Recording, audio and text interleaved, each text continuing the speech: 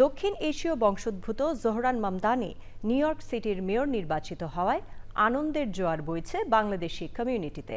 মামদানি অভিবাসীদের প্রতি ইতিবাচক থাকবেন বলে আশা করছেন তারা। নিউ ইয়র্ক থেকে রাশেদ আহমেদের তথ্য ও ভিডিও চিত্রে সুদীপ্তা মাহমুদের রিপোর্ট। জোহরান মামদানি ইতিহাস গড়ে নিউ ইয়র্ক সিটির মেয়র নির্বাচিত হওয়ার খবরে ব্রুকলিন প্যারামাউন্ট থিয়েটারে আনন্দ উল্লাসে মেতে ওঠেন বাঙালিরা। হাজারো মানুষের ভিড়, চিৎকার, করতালিতে উৎসবমুখর হয়ে ওঠে প্যারামাউন্ট থিয়েটার।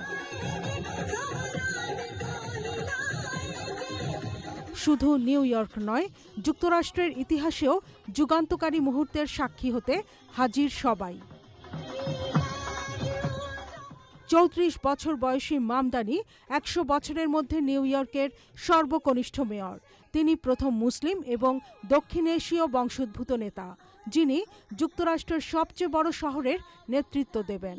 ২০২৬ সালের ১ জানুয়ারি শপথ গ্রহণের পর ১১১তম মেয়র হিসেবে দায়িত্ব নেবেন মামদানি।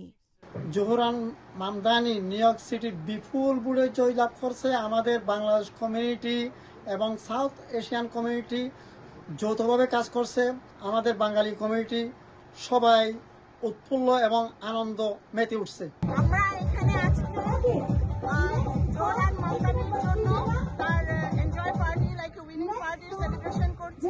মামদানির বিজয়ের খবর ছড়িয়ে পড়তেই শহরের বিভিন্ন স্থানে বাঙালিরা উৎসবে মেতে ওঠেন। ব্রুকলিন, ম্যানহাটন, কুইন্স সহ নিউ ইয়র্কের সব জায়গায় বাঙালিরা বিজয় উদযাপন করেছেন। মামদানির বিজয় পার্টিতে উপস্থিত হন ডোনাল্ড ট্রাম্পের অন্যতম প্রধান সমালোচক নিউ ইয়র্কের অ্যাটর্নি জেনারেল লেটিশিয়া জেমস।